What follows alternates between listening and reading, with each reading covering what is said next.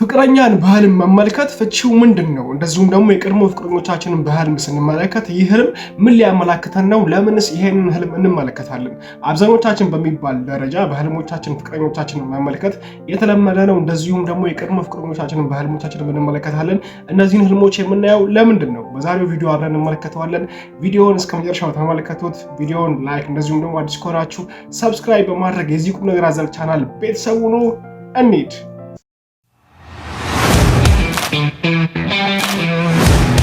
ኒው ይር ኒው ቪዲዮ አናዘር ይላል። እንግዲህ አዲስ ዓመት ከገባ የመጀመሪያ ቪዲዮ ነው። የአዲስ ዓመት ቪዲዮ እሰራላችኋለሁ ብዬ ነበረ። ነገር ግን ደግሞ በጣም በስራ ተወጥሬ ስለነበር አልተመቸኝም። አሁንም እንግዲህ ስለዘገየው ይቅርታ። እዚህ ላይም ደግሞ ትንሽ ጉንፋን ነገር ስለያዘኝ ለድምጽ መቆራረጥ፣ ድምጽ ትንሽ ክላሽ ካረገባችሁ ጉንፋን ስለያዘኝ ለድምጽ ችግርም ይቅርታ ጠይቃለሁ። ዛሬ የምንመለከተው ቪዲዮ እንግዲህ ፍቅረኛን በህልም መመልከት ምንድን ነው? ይህ ህልም አብዛኞቻችሁ ግራ የምትጋቡበት የህልም አይነትና እኔም እንድፈታላችሁ ጥያቄ የምታቀርቡልኝ የህልም አይነት ነው። ዋነኛ ህልም በሚባል ደረጃ መውሰድ እንችላለን። አብዛኞቻችሁ ፍቅረኞቻችሁን ስትመለከቱ ወይኔ ሊለዩኝ ነው፣ ወይኔ ምንድን ነው ያላችሁ ትጨነቃላችሁ። የዚህን ህልም ፍቺ ትርጉም ዛሬ እስቲ ለየት ባለ መልኩ አብራርቼ ለእናንተ የተለያዩ የህልም ፈቺዎች ጽፈው እንዳስቀመጡት፣ እንደዚሁም ደግሞ የስነ ልቦና ባለሙያዎች አንድ አላሚ ይሄን ህልም ሲመለከት ፍቺው ይሄ ሊሆን ይችላል ብለው ተስማምተው ያስቀመጡትን ንጽረ ሀሳብ አብረን እንመለከተዋለን። በዚህ አጋጣሚ ማንኛውንም ማስታወቂያዎች ማሰራት የምትፈልጉ ከስር በምታየው ስልክ ቁጥር በመደወል ከኔ ጋር ቀጥታ ኮኔክት ማድረግ ትችላላችሁ። ወደ ህልማችን እንሂድ። እንግዲህ አንድ አላሚ በህልሙ ፍቅረኛው በፈገግታ ሲስቅ ወይም ደግሞ ፍቅረኛው ደስ ብሎት እየሳቀ ከተመለከተ ይህ ሰው በቅርቡ ከጭንቀት እንደሚላቀቅ እንደዚሁም ደግሞ አስደሳች ዜና ሊሰማ እንደሚችል ያመላክታል ይላሉ የተለያዩ የስነ ልቦና ባለሙያዎች። የገቢ መጨመርንም ያሳያል ይሉናል የስነ ልቦና ባለሙያዎች።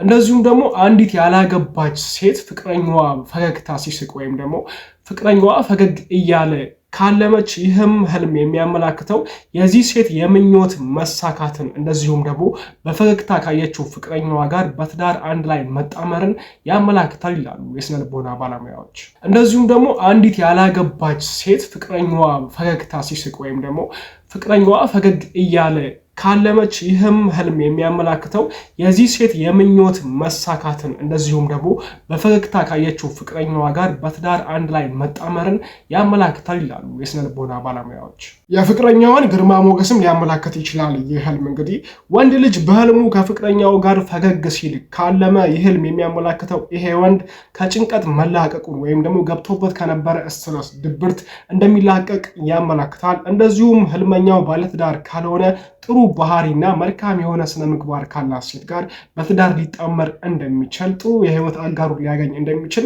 ያመላክታል ይላሉ የተለያዩ የህልም ፈቺዎች።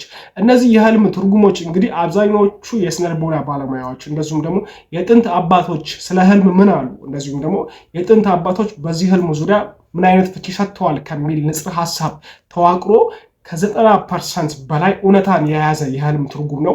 ስለዚህ እነዚህን ህልሞች ስታልሙ ፍቺዎቻቸው እነዚህ ናቸው። ሌላ ግራ መጋባት እንደዚሁም ደግሞ ህልሞቻችሁን በማሰብ መጨነቅ የለባችሁም። ያው እንግዲህ ህልሞች ለየት ያለ የራሳቸው የሆነ መልእክትና ትርጓሜን ይይዛሉ። ነገር ግን ደግሞ ህልሞቻችንን ብንረዳና በህልሞቻችን መሰረት አንዳንድ እውነታዎችን ብንገነዘብ መልካም ነው ይላል ሳይንስ። ህልም ምናባዊ ክስተት ብቻ ሳይሆን ህልም ልዩ መልእክትን ይዞ የሚመጣ ነገር እንደሆነም የተለያዩ ጥናቶች ያሳያሉ።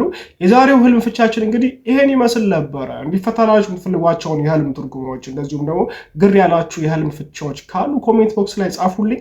እንደዚሁም ደግሞ እናንተም የምታውቋቸው የህልም ፍቺዎች፣ የህልም ትርጉሞች ካሉ ኮሜንት ቦክስ ላይ አሳውቁኝ። ስለ ፍቅር ህይወታችሁ አንዳንድ ነገሮችን ማማከር ከፈለጋችሁ ናትናኤል በዚህ ዙሪያ እንድታስተምረን እንፈልጋለን የምትሉ ሰዎች ካላችሁ ሀሳብና አስተያየታችሁን ኮሜንት ቦክስ ላይ መጻፍ ትችላላችሁ። እንግዲህ የዛሬው ፕሮግራማችን ይሄን ይመስል ነበረ።